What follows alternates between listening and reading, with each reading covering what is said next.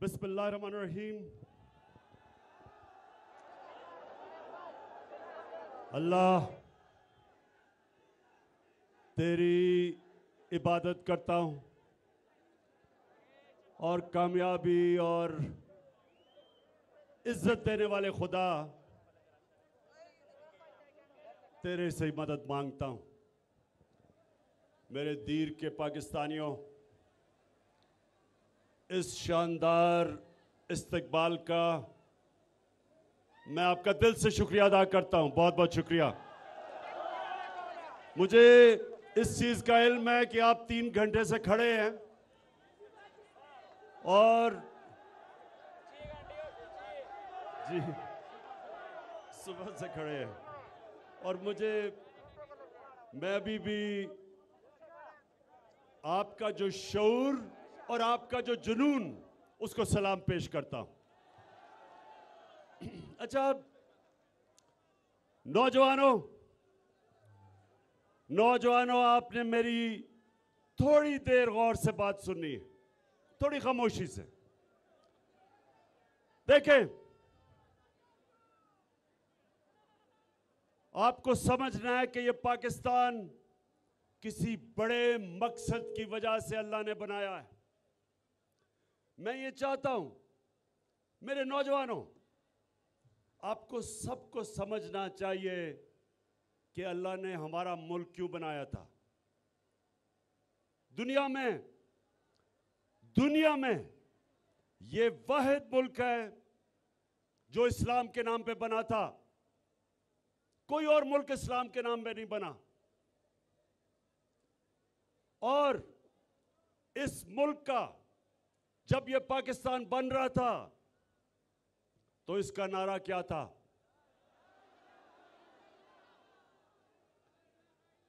पाकिस्तान का मतलब क्या? माशाअल्लाह। अब ये सुनना है आपने, मतलब समझना है कि ला इलाहा इल्लल्लाह एक फलसफा है। जब आप ये दावा करते हैं कि अल्लाह तेरे सिवा और कोई खुदा नहीं, और अगर मैं किसी और खुदा के सामने झुकता हूं वो बहुत बड़ा गुनाह शिर्क कहलाया जाता है, शिर्क है। तो नौजवानों याद रखें, ला इलाहा इल्लल्लाह इंसान को गैरत देता है।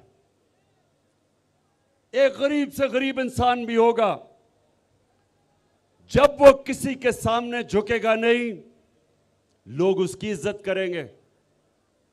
और बड़ा अमीर तरीन पैसे वाला आदमी जब वो किसी के सामने झुकता है, कोई इज्जत नहीं करता उसकी।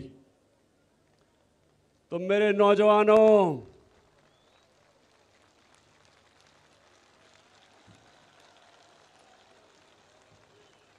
अब ये अभी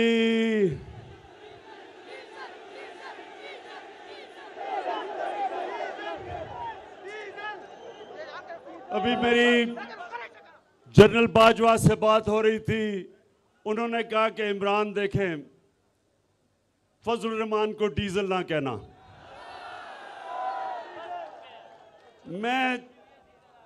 मैं तो जनरल बाजवा नहीं कह रहा, लेकिन अवाम उसका नाम डीजल रख दिया, अवाम ने उसका नाम। अच्छा, अब सुने देखें, अभी डीजल के ऊपर बाद में आते हैं। अभी आता हूं। सुने देखें नौजवानों, मुझे मौका नहीं मिलता आपसे हर रोज बात करने का, तो मैं इस मौके का फायदा उठाते हुए सिर्फ मैं आपको एक चीज समझाना चाहता हूं कि इंसान जब किसी के सामने झुकता है वो अपनी इज्जत खो बैठता है, गैरत खो बैठता है। और जब एक कौम किसी के सामने झुकती है, उस कौम की कोई इज्जत नहीं करता, उस मुल्क के पासपोर्ट की कोई इज्जत नहीं करता। मेरे नबी सल्लल्लाहु अलैहि वसल्लम, और ये मैं आपको तारीख का वाकया बता रहा हूं। 628 और 629 मेरे नबी सल्लल्लाहु अलैहि वसल्लम ने दो सुपर पावर्स थी वक्त की, एक रोम की सुपर पावर और दूसरा ईरान में सुपर पावर थी। दुनिया उन दोनों सुपर पावर्स के पीछे में बटी हुई थी। तो मुसलमान तो थोड़े से थे, अभी मुसलमान थोड़े थे, चंद हजार थे। तो दुनिया की तारीख के सबसे अजीम लीडर मेरे नबी सल्लल्लाहु अलैहि वसल्लम दोनों सुपर पावर्स के सरबराह को खत लिखते हैं कि मैं अल्लाह की तरफ से सच का पैगाम लेके आया हूं। अगर तुम उस पैगाम के ऊपर अमल करोगे ये तुम्हारी बेहतरी है, अगर तुम नहीं करोगे तुम्हारी तबाही है। अब नौजवानों सुनिए, वो सुपर पावर्स किधर थोड़े से मुसलमान। हमारे नबी सल्लल्लाहु अलैहि वसल्लम ने क्या पैगाम हमेशा के लिए हमें दिया कि आप थोड़े भी हो, आप कमजोर भी हो, लेकिन जब तक आप में गैरत है दुनिया आपकी इज्जत करेगी। उन्होंने दोनों सुपर पावर के सामने हाथ नहीं फैलाया इमदाद मांगने के लिए, कर्जे मांगने के लिए। उन्होंने उनको पैगाम दिया और दुनिया की तारीख इस चीज की गवाह है कि 8-9 सालों के बीच में दोनों सुपर पावर्स मुसलमानों के सामने घुटने टेक देती हैं। ये दुनिया की तारीख में है। तो हमें अल्लाह ने हुक्म दिया कुरान में कि अपने नबी की सुन्नत पे चलो, उसके रास्ते पे चलो। तो नौजवानों, आज सबसे पहला मेरा पैगाम यह है कि सिर्फ एक खुददार कौम की दुनिया इज्जत करती है, वो कौम जो अपनी इज्जत नहीं करती उसकी दुनिया इज्जत नहीं करता। और जब से मैंने सियासत शुरू की 25 साल पहले, मेरा मंशूर देख लो, मैंने 3 चीजें कही कि सबसे पहले हम पाकिस्तान को एक खुददार कौम बनाएंगे, अपने पैर पे खड़ा करेंगे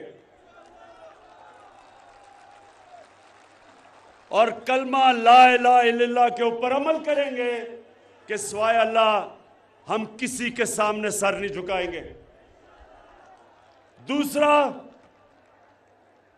इंसानियत, कि हम अपने मुल्क को एक फलाही रियासत बनाएंगे उस तर्ज पे जो हमारे नबी सल्लल्लाहु अलैहि वसल्लम ने मदीना में दुनिया की तारीख में पहली दफा फलाही रियासत बनाई थी।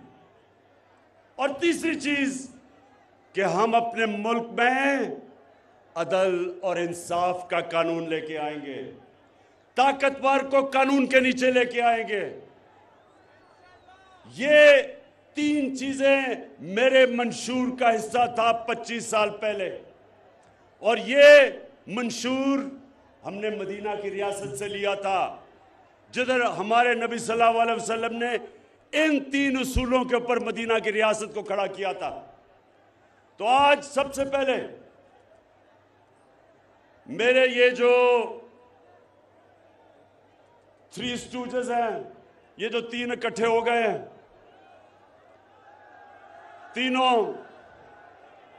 ये तीनों वो लोग हैं जो 30 साल से 35 साल से मुल्क पे हुकूमत कर रहे हैं। अगर आज हमारे हरे पासपोर्ट की दुनिया में इज्जत नहीं, इन तीनों की वजह से, क्योंकि इन्होंने हमारे मुल्क को मकरूज किया। इन्होंने जाके जो भी बड़े बड़ी पावर थी उनके सामने झुके। इनके पिछले 2008 से लेके 2018 तक 400 ड्रोन अटैक हुए पाकिस्तान में। हमारे कबाली इलाके में 400 ड्रोन अटैक हुए, हमारे शहरी मारे गए, हमारी औरतें, बच्चे, बुजुर्ग, बेकसूर लोग मारे गए। ये दो जरदारी और नवाज शरीफ जो इख्तिदार में थे, एक दफा इन्होंने मजम्मत नहीं की, एक दफा इन्होंने ये नहीं कहा कि ये सारे इंटरनेशनल कानून के खिलाफ है कि आप एक मुल्क आपकी मदद कर रहा है, उसी को आप बमबारी कर रहे हैं। और आज मेरे दीर के नौजवानों, ये क्यों नहीं इन्होंने मजम्मत की? क्योंकि इनके अरबों अरबों अरबों रुपए और असासे बैरूनी मुल्कों में पड़े हुए हैं, और उनकी वजह से इन्होंने एक दफा अपने शहरियों के ऊपर जो जुल्म हो रहा था उसकी मजम्मत नहीं की। कौन मजम्मत कर रहा था, कौन मुजाहरे कर रहा था? आपकी जमात तहरीक इंसाफ। हम सड़कों पर निकले हुए थे।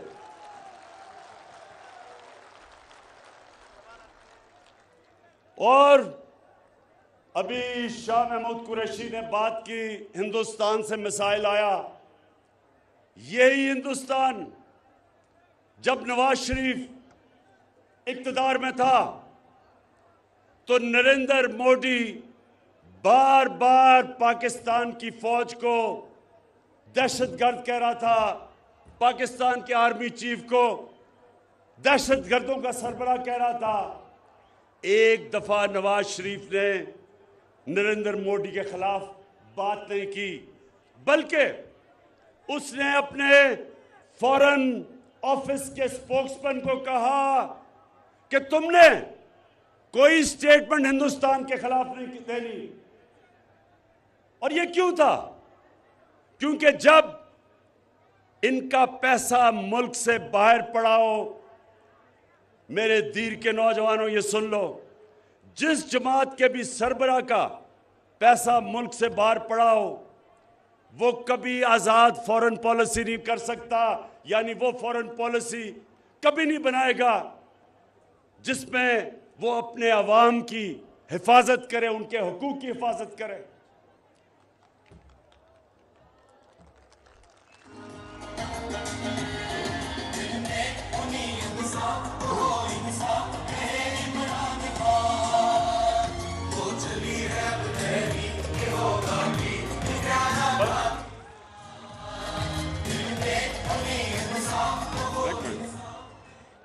अच्छा, अभी मैं थोड़ी देर के बाद डीजल पे आने लगा हूं, लेकिन उससे पहले इन्होंने जो हरकत की अभी इस्लामाबाद में, उसके बाद में आता हूं। लेकिन सबसे पहले देखें, मैं सिर्फ, मेरा काम है, एक मुल्क का प्राइम मिनिस्टर मुल्क का बाप होता है। आप जिस तरह मैं अपने बच्चों की तरबियत करता हूं, मेरा काम है आपकी तरबियत करना, आपको एक अजीम कौम बनाना। यह जरूरी है कि आप समझे कि यह मुल्क बना किस लिए था। तो ये तब मुल्क जब बनाया गया था तो एक गुलाम हिंदुस्तान में एक आजाद लीडर था जिसका नाम कायदे आजम मोहम्मद अली जिन्ना था। हम उसको लीडर मानते हैं, और वो सादिक और अमीन था। वो एक ऐसा लीडर था जो दलेर था, जो उस वक्त अंग्रेज की आंखों में आंखें डाल के बात करता था, और उसने अपनी जान की बाजी लगाई हमें आजादी दिलवाने के लिए। और इंशाअल्लाह हम इस मुल्क को अब उधर लेके जाएंगे। कभी भी ये याद रखे मेरी पाकिस्तान की कौम कि क्योंकि हमारा नस्बुल ऐन जब शुरू किया था, इया कनाबुदु व इय्याका नस्तईन था, कभी मैं ना कभी किसी के सामने झुका हूं, और इंशाअल्लाह कभी आपको किसी के सामने झुकने नहीं दूंगा।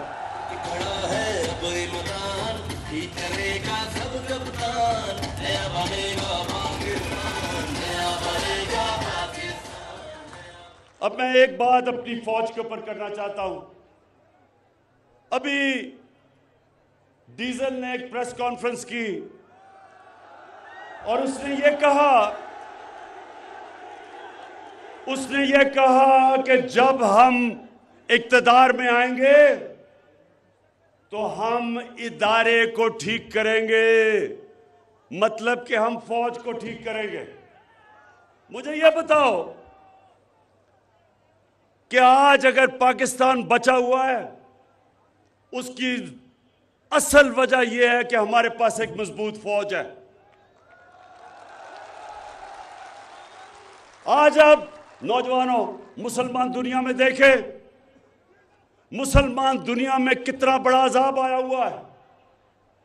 तबाह हुए मुसलमान मुल्क, इराक देखें, सीरिया देखें, लिबिया देखें, सोमालिया देखें, हमारे अफगानिस्तान देखें क्या हुआ। तो जब एक मुल्क के पास ताकत नहीं होती अपनी हिफाजत करने के लिए, वो आजाद नहीं रह सकते। इसलिए आज अगर हमारे दुश्मनों ने हमारे मुल्क को तोड़ा नहीं, जो उनका प्रोग्राम है 3 हिस्से में तोड़ने का, उसकी वजह हमारी फौज है। एक ताकतवर, मुसलमान दुनिया में सबसे ताकतवर फौज है। अब उसके पीछे कौन पड़ा हुआ है? उसके पीछे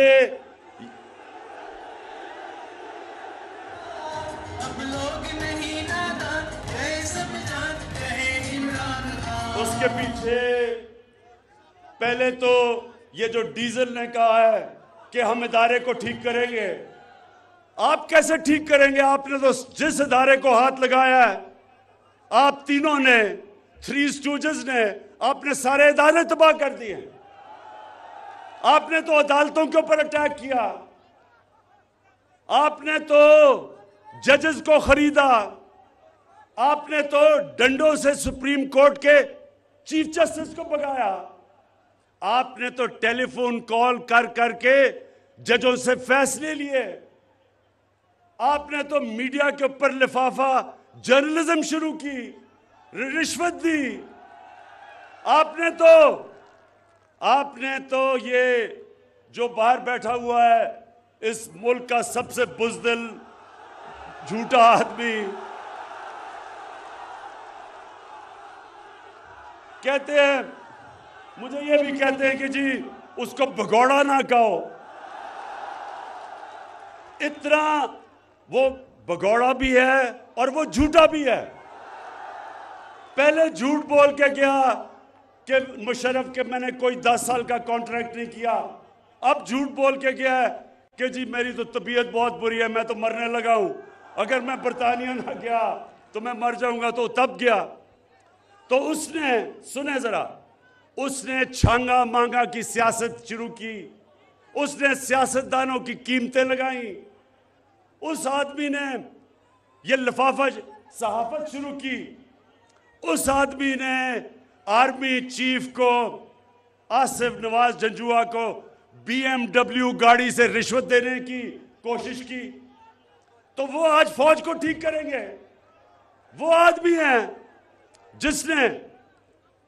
जिसने काठमांडू के नेपाल में नरेंद्र मोदी से छुप के मिल रहा था अपनी फौज के खिलाफ, जिसने नरेंद्र मोदी को शादी पे बुलाया जो कि कश्मीरियों के ऊपर जुल्म कर रहा था। क्या वो ठीक करेगा फौज? या वो डीजल जिसने अमेरिकन एम्बेसडर के पास बैठ के कहा, एन पैटरसन के, उसने अमेरिकन एम्बेसडर को कहा कि मैं आपकी खिदमत करने के लिए तैयार हूं, मुझे भी एक मौका दे दो।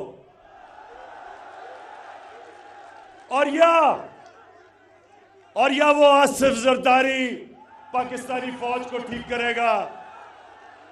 मुल्क की सबसे बड़ी बीमारी उसने, आसिफ जरदारी ने, सुने जरा, आसिफ जरदारी ने एक मेमो गेट हुआ था, अमेरिकनों को खत लिखता है कि जी मुझे अपनी फौज से बचा लो।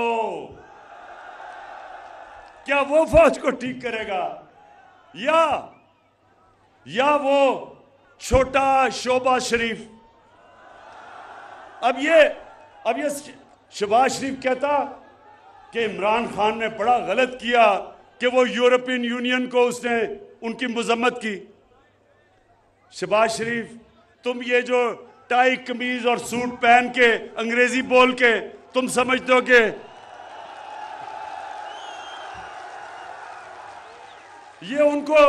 ये शहबाज शरीफ भी अपनी टाई पहन के उनको कहता है, सर मुझे मौका दे, मैं आपकी बड़ी अच्छी खिदमत करूंगा। तो ये जो फजलुर रहमान यानी कि डीजल ने जब इसने ये कहा कि मैं इदारे को ठीक करूंगा इक्तदार में आके, हम करेंगे, यानी कि ये डाकुओं का गुलदस्ता फौज को ठीक करेगा, ऐसे ख्वाब भूल जाओ। मैं इन सारों को एक पैगाम देता हूं, मैं इन सबको एक पैगाम देता हूं कि इंशाअल्लाह दूध का दूध पानी का पानी होने लगा।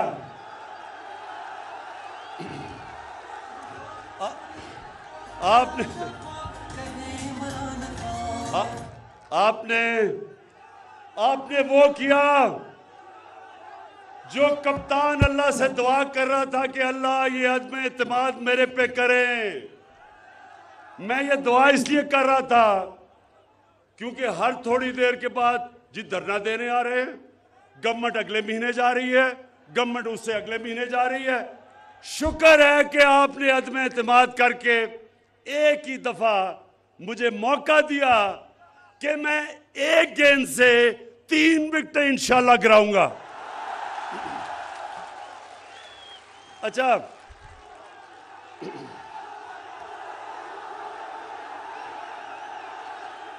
और इंशाल्लाह एक दिन पहले अज़्म इत्मीनान से ये सारी कौम देखेगी, डी चौक में इंसानों का समुंदर होगा इस्लामाबाद में।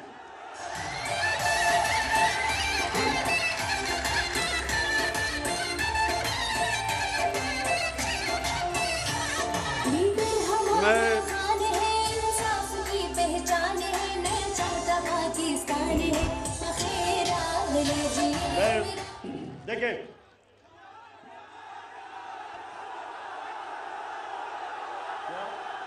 क्या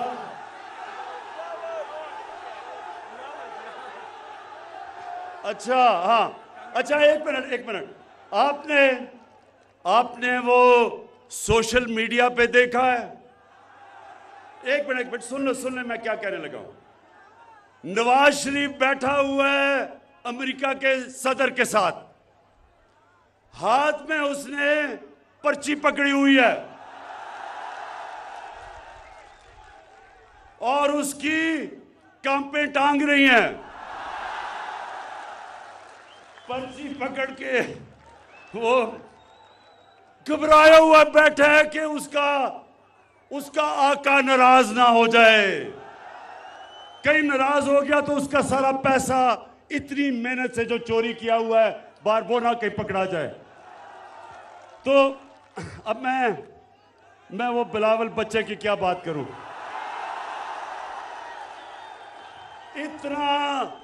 इतना पैसा खर्च करके इस्लामाबाद पे आया, वो बेचारे सिंध से लोगों को पैसे दे दे के लेके आया वहां इस्लामाबाद, और उधर लोगों से पूछे जी उसका क्या पैगाम था, उन्होंने कहा जी कांपे टांग रही हैं। अच्छा सुने आप, दूसरी चीज देखें, मैं बाद में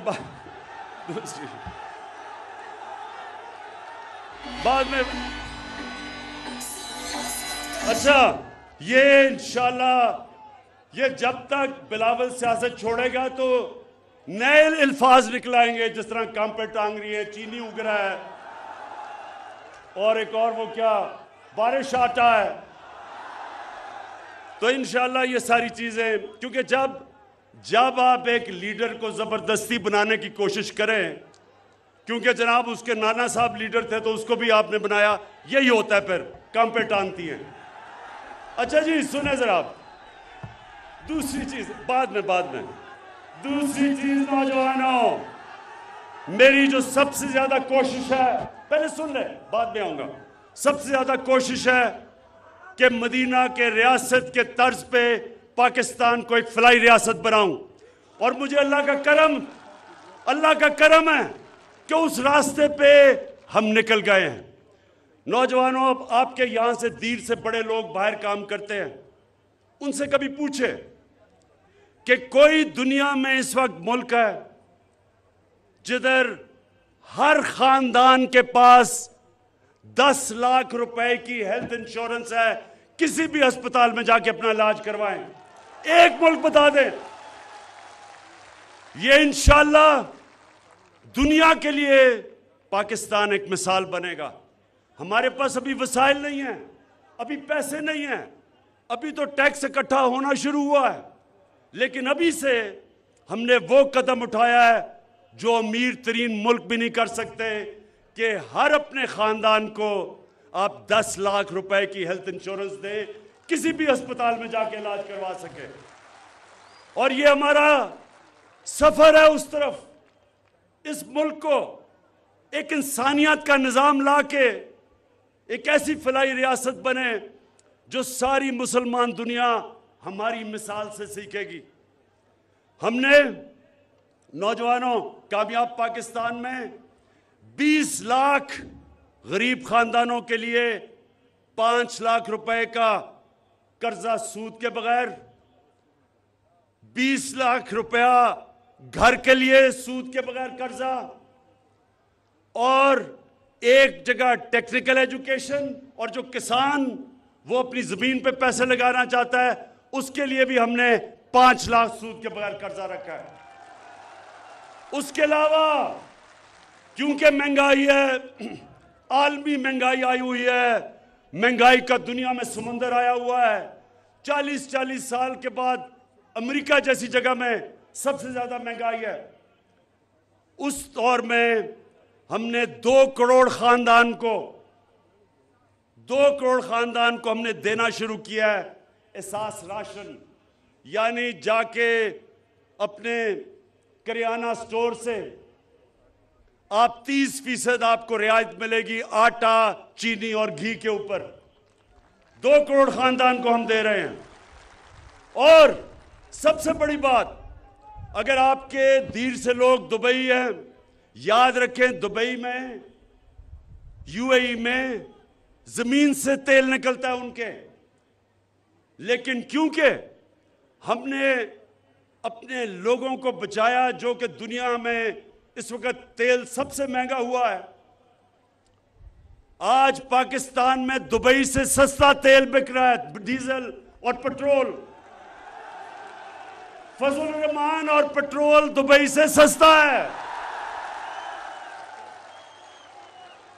फजल रहमान को मैं चाहूंगा जरा कभी किसी पेट्रोल पंप पे जाके खुद ही चेक कर ले कि डीजल की कीमत क्या है। अच्छा सुने आप, और आखिरी चीज, ये 2 और मैंने बातें करनी है। और कानून की बालादस्ती का मतलब, जो मदीना की रियासत में मेरे नबी सल्लल्लाहु अलैहि वसल्लम ने, उन्होंने कहा था, ये नौजवानों अपने कानों में डाल लो, कि मैंने जब ये इंसाफ की तहरीक शुरू की थी, मैं अपने नबी की सुन्नत पे चल रहा था। उन्होंने कहा था कि जिस माशरे में इंसाफ नहीं, जिस माशरे में इंसाफ नहीं, और इंसाफ का मतलब कि कमजोर और ताकतवर के लिए एक कानून, उन्होंने कहा तुम्हारे से पहले बड़ी कौमें तबाह हुई, जिधर जब ताकतवर डाकू चोरी करता था तो उसको सजा नहीं मिलती थी, सिर्फ जब कमजोर गरीब चोर जब चोरी करता था उसको जेल में जब डालते हो कौम तबाह हो जाती है। आज जो मेरा मुकाबला है ये इन 3 डाकुओं से, ये तीनों डाकुओं से मेरा मुकाबला है। और जिस तरह मैं फिर अल्लाह तेरा शुक्र अदा कर रहा हूं कि इन्होंने अदम एतमाद कर दिया, ये मेरी नशिस्त में आ गए हैं। एक इन स्विंग यॉर्कर से तीनों की विकेटें इंशाल्लाह गिराऊंगा। ये जो 3 डाकू हैं, ये मेरे से क्या मांग रहे हैं? क्या मांग रहे हैं मेरे से? NRO। शाबाश, माशाल्लाह माशाल्लाह। मेरी नौजवान कौम में बहुत शऊर है, मैं दाद देता हूं आपको। मेरे से कहते हैं जी इमरान खान, हम तुम्हारी गवर्नमेंट गिरा देंगे अगर तुम हमारे करप्शन के केस बंद नहीं करोगे। मैं इनको कहता हूं, गवर्नमेंट गिरानी तो मेरे लिए आसान चीज है, मुझे अपनी जान भी देनी पड़े मैं तुम्हें नहीं छोड़ूंगा। मैं तुम्हारे सामने पॉलिटिक्स नहीं कर रहा, मैं तुम्हारे खिलाफ जहाद लड़ रहा हूं। आपने, मेरे नबी ने कहा कि ताकतवर डाकू जब चोरी करता है, आप उसको सजा नहीं देते, मुल्क तबाह हो जाता है। अल्लाह ने इस मुल्क को हर नेमत से नवाजा है, हर चीज दी है, लेकिन क्यों हम उतना अजीम मुल्क नहीं बन सके जो हमें बनना चाहिए था? क्योंकि इस मुल्क में बदकिस्मती से अब तक जो बड़ा डाकू चोरी करता है, हमारा सारा इंसाफ का निजाम उसको सजा नहीं दे सकता। सिर्फ जेल भरे हुए हैं बेचारे गरीब लोगों से जो मजबूरी में चोरी करते हैं। इस निजाम के खिलाफ हजरत अली रजी अल्लाह ताला ने कहा था कि कुफर का निजाम चल जाएगा, लेकिन जुल्म और नाइंसाफी का निजाम नहीं चल सकता। इंशाअल्लाह मैं अपने अल्लाह के सामने वादा करके आया था कि अल्लाह, जब तक मेरे में जान है मैं इस मुल्क में इंसाफ की जंग लड़ूंगा। ये जो डाकुओं का टोला इकट्ठा हो गया है, अब इनकी तीनों की शक्लें तो जरा पहले देखें। एक तरफ खतरनाक डीजल, दूसरी तरफ शक्ल से डाकू लगने वाला जरदारी, और तीसरी तरफ ड्रामाबाज शोबाज। अब ये तीन चूहे निकले हैं मेरा शिकार करने के लिए, और इंशाअल्लाह इनका शिकार होगा जल्दी। अच्छा, आखिर में नौजवानों, अच्छा अभी आता हूं। अच्छा,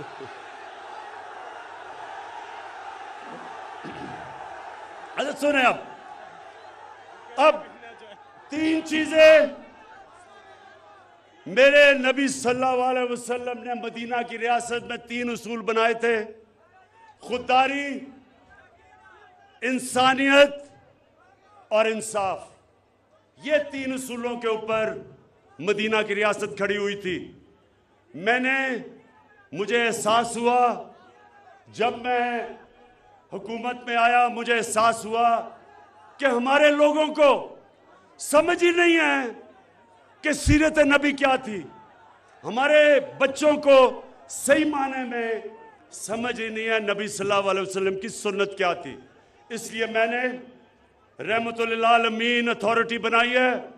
स्कूल के बच्चों के अंदर हम सीरत की क्लासेस देंगे, हम इनकी यूनिवर्सिटीज में रिसर्च करवाएंगे, हम इनको टीवी पे प्रोग्राम्स करेंगे ताकि मेरे नौजवानों को पता चले कि सीरत नबी क्या है। 3 चीजें, क्योंकि ये याद रखें, जब अल्लाह कहता है कि नबी की सुन्नत पे चलो, वो हमारी बेहतरी के लिए कहता है। नबी को अल्लाह ने खिताब रहमतुल आलमीन का दिया है। सब इंसानों के लिए हमारा नबी रहमत लेके आया था। तो जो भी इंसानी माशरा हमारे नबी के पैगाम पे चलेगा वो ऊपर आ जाएगा। अब मैं आखिरी जब आपको बात समझाने लगा हूं, ये गौर से सुने। 3 चीजें हमारी जिम्मेदारी रियासत की। एक जिसके ऊपर मदीना की रियासत खड़ी हुई थी, वो आपकी जिम्मेदारी है, और वो कुरान की आयत है, अमर बिल मारूफ व नही अनिल मुनकर। इसका मतलब क्या है? अल्लाह हमें हुक्म करता है, नौजवानों, अल्लाह हमें हुक्म करता है कि तुम, कुरान की पूरी आयत है कि तुम्हें मैंने सबसे अजीम कौम बनाया, तुम अच्छाई के साथ खड़े होते हो, अच्छाई के लिए जहाद करते हो और बुराई के खिलाफ खड़े होते हो और बुराई के खिलाफ जहाद करते हो। यानी कि जब अच्छा बुरा होता है तो अल्लाह ने हमें इजाजत ही नहीं दी कि हम न्यूट्रल हो जाएं। जानवर न्यूट्रल होता है, जानवर में अच्छे बुरे की तमीज नहीं होती। इंसान अच्छाई के साथ खड़ा होता है। अब मैं आपको मिसाल देता हूं। आजकल ये सारी ऑपोजिशन, इनके लोग थैले नोटों के लेके फिर रहे हैं, सारी कौम के सामने 15-15, 20-20 करोड़ हमारे एमएनएस को कह रहे हैं कि अपना जमीर बेच दो। ये सारी कौम के सामने तमाशा हो रहा है कि ये हुकूमत कैसे गिराएंगे, नंबर तो है ही नहीं इनके पास, ये कैसे गिराएंगे। ये कोशिश कर रहे हैं कि हमारे एमएनएस के जमीर को खरीदो, 15-20 करोड़ की थैलियां लेके फिर रहे हैं। अब मैं नौजवानों आपको बताऊं, मेरा इतना टाइम गुजरा है मगरिब में, बरतानिया में मैं यूनिवर्सिटी भी गया, क्रिकेट भी खेलता था। जो हमने जमहूरियत ली वो बरतानिया से ली। बरतानिया के अंदर कोई तसव्वुर भी नहीं कर सकता कि कोई किसी को पैसा दे के उसका जमीर खरीदेगा, किसी एमएनए का, एमपीए का, तसव्वुर भी नहीं है। वो कौम, अगर उनको ये शक भी पड़ जाए कि किसी पॉलिटिशियन ने अपना जमीर बेचा है, वो सारे माशरे में शक्ल दिखाने के काबिल नहीं रहेगा, क्योंकि वो अमर बिल मारूफ पे चल रहे हैं। हमारे मुल्क की बदकिस्मती देखो कि इन चोरों ने यहां इस मुल्क में 35 साल हुकूमत करके हमें अच्छे और बुरे की तमीज खत्म कर दी है। कहीं दुनिया के महज़ब माशरे में कौन सा पॉलिटिशियन अपना जमीर बेचता है पैसे लेके? उसको तो सिर्फ ये ना हो कि माशरे में शक्ल ना दिखा सके, उसको तो जेल में डालें। सेनेट का इलेक्शन हुआ, यूसुफ रजा गिलानी का बेटा एक तहरीके इंसाफ के मेंबर को पैसे देता हुआ, उसकी वीडियो आ गई। ये वीडियो अगर मैं जो जानता हूं किसी भी मगरबी जमहूरियत में आती, वो सब आज जेल में होते और उसको सजा मिली होती। तो ये मेरा नौजवानों, हमें अल्लाह की इस जो हुक्म है, इस आयत पे हम सबको चलना चाहिए।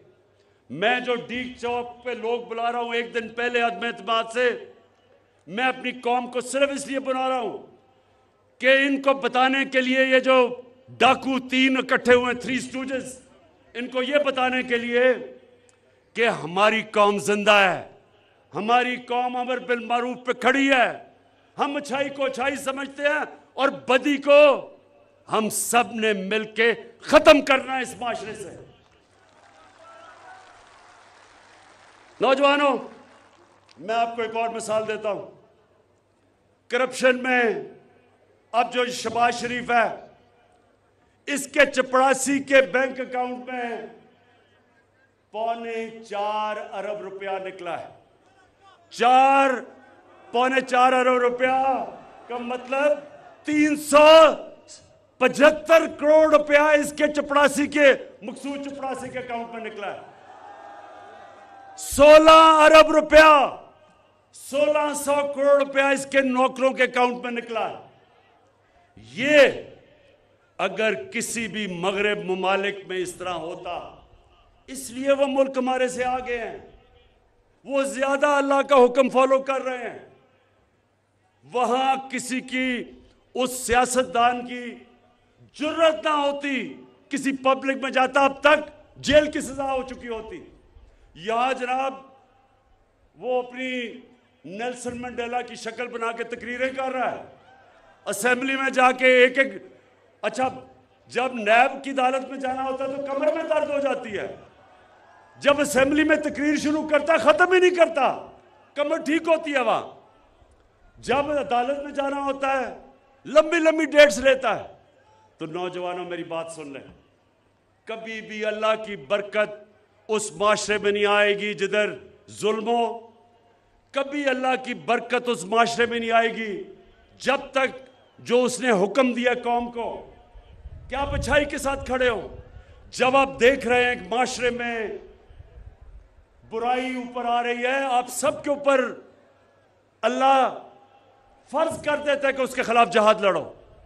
तो ये जो इस वक्त ये सारे 3 डाकू इकट्ठे के कोशिश कर रहे हैं, मैं इनको आज पैगाम देना चाहता हूं कि आप डी चौक में इंशाल्लाह देखेंगे अवाम का समुंदर, और वो सिर्फ एक पैगाम देने आएंगे कि हम अल्लाह के हुक्म पे खड़े हैं, हम अमर बिल मारूफ पे खड़े हैं। हम ये जो तुम कोशिश कर रहे हो लोगों के ज़मीर खरीदने की 20-20 करोड़ रुपए से, हम तुम्हें नहीं छोड़ेंगे, हम तुम चोरों को नहीं छोड़ेंगे। वैसे मैं अभी तक मेरे एमएनएज ने मुझे सब ने बताया है कि उनको क्या क्या पैसा ऑफर कर रहे हैं, मुझे आके बता देते हैं, सब मुझे बता देते हैं कि कौन सा इनका, इनके डाकुओं सिंडिकेट का, इनका माफिया के जो लोग उनको मिल रहे हैं। मैं उनको सबको कहता हूं कि अगर पैसे तुम्हें दे रहे हैं तो ले लो,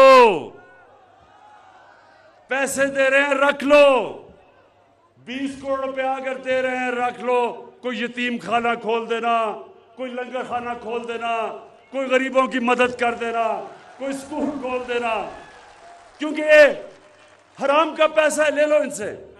लेकिन कभी अपना ज़मीर ना बेचना, क्योंकि इज्जत जिल्लत देने वाला खुदा है, रिस्क देने वाला खुदा है। जो भी अपना ज़मीर बेचता है ऊपर वाला उसे कभी माफ़ नहीं करता। मैं आखिर में दीर के लोगों, जिस तरह का आज आपने शानदार इस्तकबाल किया है, दिल से आपका मैं शुक्रिया अदा कर रहा हूं।